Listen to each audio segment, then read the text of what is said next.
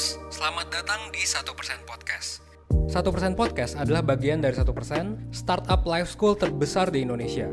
Dalam podcast ini kita bakal ngebahas topik-topik seputar kesehatan mental, pengembangan diri, serta edukasi life skills dengan tamu yang handal di bidangnya. Kami ingin kamu untuk bisa mendapatkan insight baru dan berkembang seenggaknya 1% setiap harinya. So that's all. Enjoy 1% Podcast untuk hidup seutuhnya.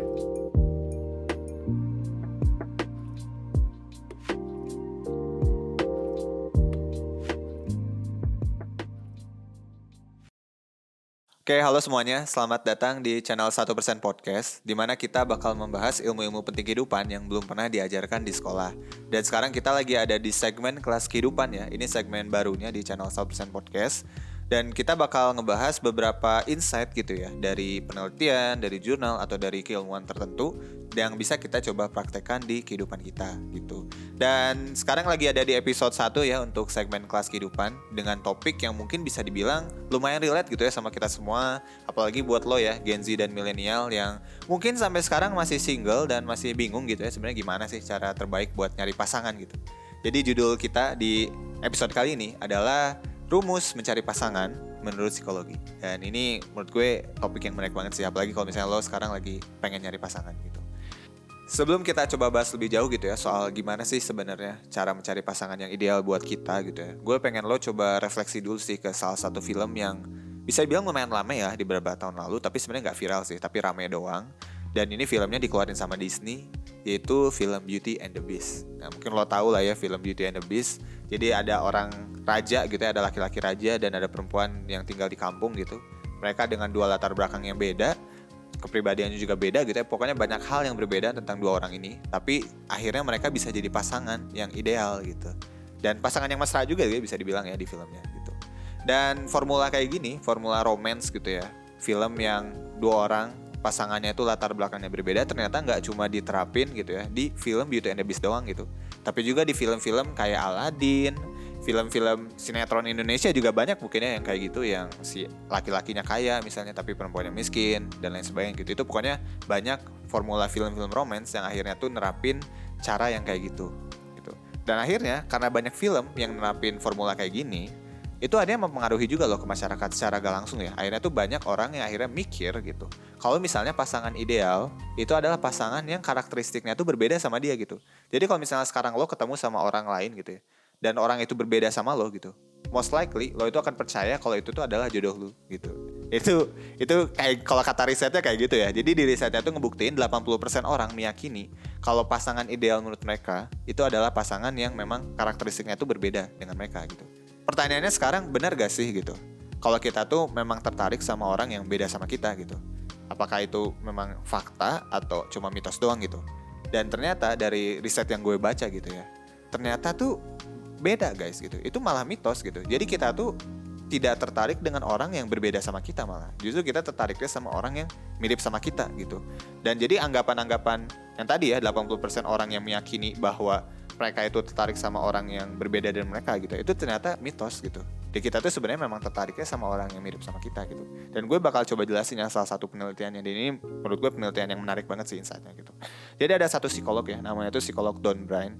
Dia tuh melakukan sebuah penelitian buat nyari tahu gitu, sebenarnya tuh seberapa berpengaruh gitu ya, seberapa impactfulnya kemiripan terhadap pasangan di early stage of relationship gitu. Jadi di awal-awal relationship tuh seberapa berpengaruh sih kemiripan gitu. Si psikolog Don Byrne itu dia akhirnya bikin satu teknik, namanya itu Phantom Stranger teknik gitu. Nanti gue bakal jelasin ya, nanti sambil risetnya jalan gue bakal jelasin juga apa maksudnya Phantom Stranger teknik gitu. Nah jadi intinya gini sih, si risetnya itu dibagi jadi 2 tahap ya. Tahap pertama, si partisipan itu diminta buat ngisi kuesioner. Kuesionernya tuh isinya tentang pandangan dia ya, perspektif dia terhadap satu fenomena yang ditanyakan di kuesioner itu. Misalnya tuh fenomena tentang flexing, fenomena tentang binary option misalnya. Nah itu tuh si partisipannya diminta buat menuliskan perspektif dan pandangannya tentang fenomena itu. Itu tahapan pertama ya. Tahapan keduanya itu si pesertanya, si partisipannya diminta buat mengevaluasi. Jadi ngasih perspektif tentang jawaban dari orang lain gitu. Jadi lembaran orang lain tuh dikasih ke si partisipannya, dan partisipannya tuh diminta buat nilai gitu. Menurut dia tuh perspektif dia tuh gimana sih terhadap penilaian orang ini. Dan uniknya gitu ya, kertas lembaran yang dikasih ke si partisipannya itu bukan lembaran yang beneran gitu. Itu lembaran yang dimanipulasi sama si penelitinya gitu. Dan ini tuh disebut tadi ya, teknik phantom stranger. Jadi phantom stranger tuh stranger gitu ya, yang nggak ada gitu, cuma imajiner doang. Dan ini dimanipulasi untuk memang kepentingan riset kayak gitu. Hasil risetnya gitu ya, hasil risetnya tuh nunjukin kalau most likely gitu ya, si partisipannya tuh bakal tertarik sama orang yang punya banyak kemiripan sama dia gitu. Jadi semakin banyak kemiripannya, semakin tertarik orang itu. Justru gitu ya, malah mereka tuh nggak tertarik kalau misalnya tuh ada orang yang beda pandangan sama mereka gitu. Justru mereka tuh nggak tertarik ketika pandangannya itu berbeda. Nah dari sini kan akhirnya tuh si psikolognya tuh dapat insight baru kan gitu. Kenapa sih akhirnya tuh kita bisa tertarik sama orang yang sama dengan kita gitu ya? Itu sebenarnya tuh karena manusia itu punya needs akan kestabilan buat melihat dunia itu dengan perspektif yang konsisten gitu. Misalnya tuh kita melihat satu fenomena A gitu ya, kita tuh pengen perspektif kita terhadap fenomena itu tuh selalu konsisten dan gak berubah-berubah gitu. Nah kalau misalnya orang terdekat kita gitu ya, let's say pasangan kita gitu ya, pasangan kita itu bisa dibilang kayak punya pandangan yang beda gitu ya sama kita. Itu tuh pandangan kita terhadap sesuatu yang kita yakini benar tuh bakal ditantang terus, bakal di-challenge terus karena memang berbeda di sana gitu. Dan itu kan akhirnya menimbulkan ketidakkonsistenan ya, ketidakstabilan kan. Dan di situ akhirnya ada needs yang tidak terpenuhi ketika pasangan kita itu adalah orang yang karakteristiknya tuh banyak bedanya sama kita gitu. Dan itu juga yang jadi alasan gitu kenapa akhirnya kita malah tertarik sama orang yang punya banyak kemiripan, karena kita mengincar kestabilan tadi. Si psikolognya pun juga akhirnya nge-deep dive gitu ya, menyelami lebih jauh tentang dampaknya gitu ya ketika seseorang itu punya pasangan yang berbeda kepribadiannya, berbeda karakteristiknya sama mereka. So far tuh ada 3 gitu ya dari hasil risetnya yang dia temukan. Yang pertama itu adalah kecemasan gitu ya, karena pandangannya tuh selalu di-challenge. Yang kedua itu bingung gitu ya, karena jadi gak tahu gitu mana yang benar mana yang salah, karena setiap dia ngomong sesuatu itu selalu beda sama pasangannya. Bahkan yang ekstrim itu yang ketiga, mereka itu bisa sampai marah, bahkan sampai ngamuk-ngamuk cuy, karena pandangannya tuh beda gitu. Mungkin sering kita lihat juga gitu ya di sosmed, banyak banget kasus-kasus di mana orang-orang tuh akhirnya pasangan-pasangan muda, pacaran-pacaran gitu ya, tapi akhirnya tuh malah berantem mulu gitu, gelut mulu. Nah itu tuh karena memang ada pandangan yang berbeda. Misalnya si cowoknya pengen apa, si cewek pengen apa, dan mereka sama-sama saling menentang gitu ya. Dan itu tanda-tanda ketidakcocokan di pasangan itu gitu. Dan itu hasil risetnya tuh. Dan ketika gue baca hasil riset lagi juga gitu ya yang lain, ternyata kita itu nggak cuma tertarik sama karakteristik atau kepribadian aja, tapi juga sama latar belakang. Kayak latar belakang pendidikan, latar belakang keluarga. Kayak mungkin kalau bahasa Indonesianya mah bibit-bebet bobot lah ya gitu. Nah itu tuh juga menentukan apakah kita tuh bakal tertarik atau enggak sama orang lain gitu. Nah yang jadi pertanyaan sekarang kan, kalau misalnya lo sama gebetan lo misalnya gitu ya, punya kemiripannya tuh 90% gitu, bahkan hampir 100% lo itu udah mirip banget sama gebetan lo, itu tuh bakal ngejamin relationship lo bakal oke gak sih gitu. Nah, itu kan mungkin pertanyaan yang mungkin ada di benak lo sekarang juga ya, karena kan tadi gue bilang kemiripan itu menentukan apakah lo bakal cocok atau enggak, bakal oke atau enggak relationshipnya gitu. Dan ternyata dari riset yang gue baca, itu gak menjamin cuy. Jadi malah kayak, kalau misalnya lo itu terlalu banyak samanya sama pasangan lo, sama gebetan lo, justru tuh at some point di relationship lo tuh bakal ngerasa stuck gitu. Kenapa lo bisa ngerasa stuck gitu kan? Karena kita semua gitu ya, sebagai manusia, kita tuh punya kebutuhan buat grow. Nah secara konsep, kita tuh bisa grow ketika kita tuh menghadapi suatu perbedaan gitu. Hal yang belum pernah kita coba, terus kita coba nih, kita grow. Misalnya lo belum pernah main bola sama sekali sepanjang hidup lo, misalnya lo belum pernah main gitu. Terus tiba-tiba lo main bola selama beberapa bulan, dan akhirnya kan lo punya skill baru tuh main bola. Nah itu kan tanda grow di sana gitu. Nah, ketika lo itu punya banyak kesamaan sama pasangan lo, sama gebetan lo, at some point di hubungan lo itu bakal stuck gitu. Karena ya semuanya udah sama, apa yang bisa bikin gue grow gitu. Jadi kalau misalnya terlalu banyak mirip, itu bakal susah sih di relationshipnya. Juga kemungkinan besar bakal stuck sih gitu. Jadi memang idealnya gitu ya, kalau misalnya kita simpulin gitu ya, idealnya rumusnya buat nyari pasangan yang ideal itu, yang pertama itu yang memang banyak kemiripannya, tapi yang kedua itu nggak terlalu mirip juga sampai kita nggak bisa grow gitu. Jadi memang ada 2 needs yang harus diseimbangkan gitu. Pertama itu needs untuk divalidasi, needs untuk kestabilan, needs untuk konsistensi. Dan yang kedua itu adalah needs untuk grow dan bertumbuh jadi lebih baik gitu. Jadi kalau misalnya pasangan lo itu nggak bisa ngasih 2 hal itu, bisa jadi memang lo nggak cocok sama pasangannya gitu. Dan itu ya suatu fakta yang mungkin emang pahit sih mungkin untuk beberapa orang ketika dengar gue ngomong ini. Tapi itu memang lo harus akuin sih kalau memang ada ketidakcocokan di sana gitu. Dan itu it's okay sebenarnya, nggak masalah juga kan, itu masih bisa diperbaiki juga kan hal yang kayak gitu. Selain 2 needs tadi, sebenarnya tuh ada 2 aspek lagi yang bisa lo coba pertimbangin gitu ya, apakah lo tuh bakal cocok atau enggak nih sama gebetan lo atau sama pasangan lo gitu. Dan ini dari beberapa riset yang gue baca, gue coba rangkum insight-nya jadi 5 poin. Yang pertama itu adalah proximity. Jadi proximity itu maksudnya intensitas lo ketemu sama orang itu gitu. Jadi semakin sering lo ketemu sama orang itu, besar kemungkinan ya orang itu tuh bakal suka sama lo atau lo tuh suka sama orang itu gitu. Jadi makanya jangan heran kalau misalnya tuh ada banyak kasus-kasus gitu ya, kayak chinlock di kantor, chinlock di project, chinlock di kampus gitu ya. Karena itu memang terbukti sama riset gitu. Jadi lo juga nggak harus ngerasa malu gitu ya kalau misalnya chinlock, karena itu memang salah satu hal yang wajar dan itu memang dibuktikan sama riset, itu memang salah satu potensi tertingginya memang chinlock di sana kayak gitu. Yang kedua itu adalah healthy gitu. Jadi dari kesehatan juga ini penting ya. Dan kesehatan ini tuh sebenarnya subjektif banget sih. Kayak ada orang yang memang bisa menerima kondisi fisiknya A, ada yang memang orang bisa menerima kondisi fisiknya B gitu. Dan ini memang tergantung dari subjektivitas lo juga kayak gimana gitu.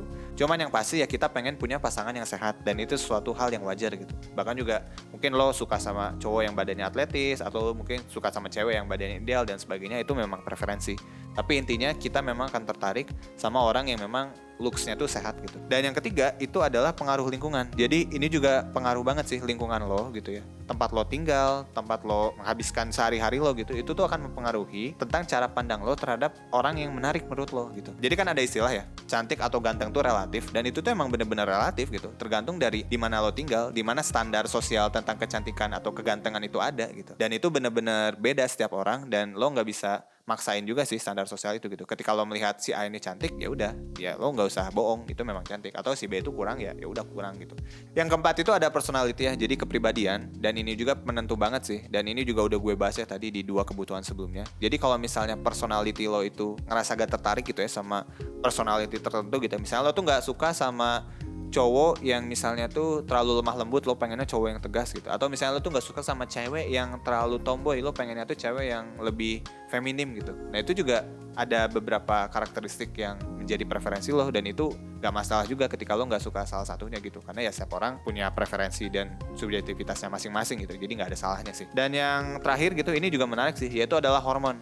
Jadi dari riset yang gue baca gitu, kalau misalnya cowok punya hormon seks gitu ya, hormon dorongan seksual yang tinggi, yang cenderung tinggi, itu ternyata suka, kemungkinan besar ya, suka sama cewek yang wajahnya tuh feminim gitu. Ini lucu sih gitu. Jadi drive-nya seksnya tuh tinggi, suka sama cewek yang wajahnya tuh feminim. Jadi memang dipengaruhi juga sama biologis lo gitu. Jadi tubuh lo berkata tertarik terhadap seseorang gitu ya. Dan itu tubuh lo yang bilang, ya itu berarti memang biologis lo itu memang tertarik sama karakteristik orang yang kayak gitu. Ya udah terima aja, nggak usah dilawan gitu. Karena memang itu udah nature-nya dari lo. Gitu. Selanjutnya kan yang jadi pertanyaan sekarang, gimana cara kita nemuin pasangan yang ideal buat kita? Sebenarnya sih ada beberapa hal ya yang bisa lo coba explore. Yang pertama itu tempat kerja sebenarnya teman-teman. Tadi juga gue udah sempat bilang potensi chinlock itu sangat besar sekali. Jadi ya gak ada salahnya juga ketika lo mencoba peruntungan lo ngegebet orang dari kantor lo gitu. Itu gak ada salahnya juga sih. Cuman mungkin setiap keputusan yang lo ambil pasti ada resikonya kan. Nah resikonya ketika lo coba buat deketin rekan kerja, itu profesionalitas lo bakal on the line sih gitu. Itu lo mempertaruhkan profesionalitas lo sih di sana gitu.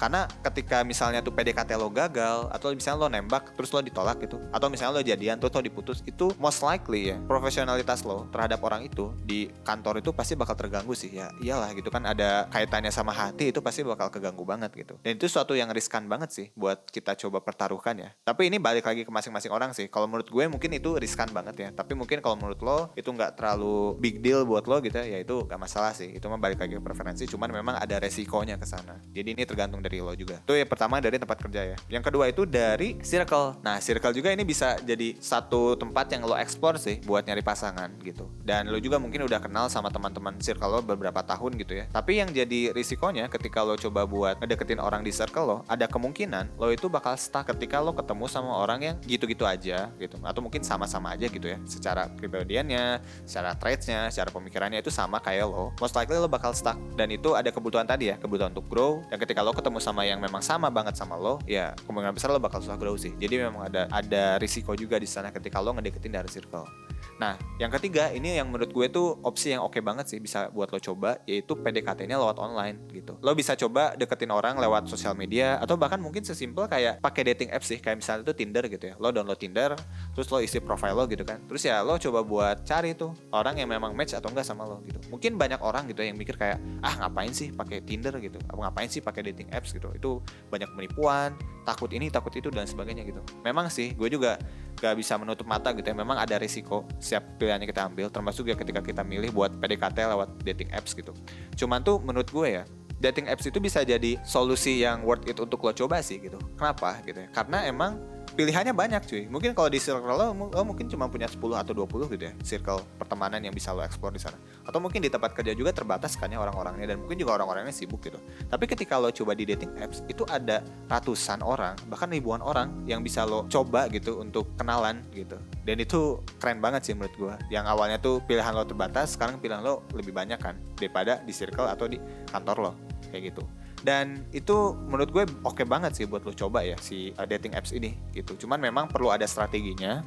Selama lo punya strategi yang oke sih, menurut gue aman-aman aja sih. Dan yang terpenting itu mindsetnya sih. Kayak lo itu ketika pakai dating apps, jangan coba buat jadi orang lain. Itu sih yang menurut gue mindset yang penting banget yang harus lo coba tanemin ya ketika lo coba di dating apps gitu. Karena belakangan ini tuh juga gue sering lihat gitu ya, orang-orang tuh kalau misalnya pakai dating apps itu tuh mikir gimana caranya terlihat keren gitu sama calon gebetan gitu. Sebenarnya nggak ada salahnya sih. Misalnya lo pengen terlihat keren tuh nggak ada salahnya, karena ya kita semua pasti pengen terlihat keren kan.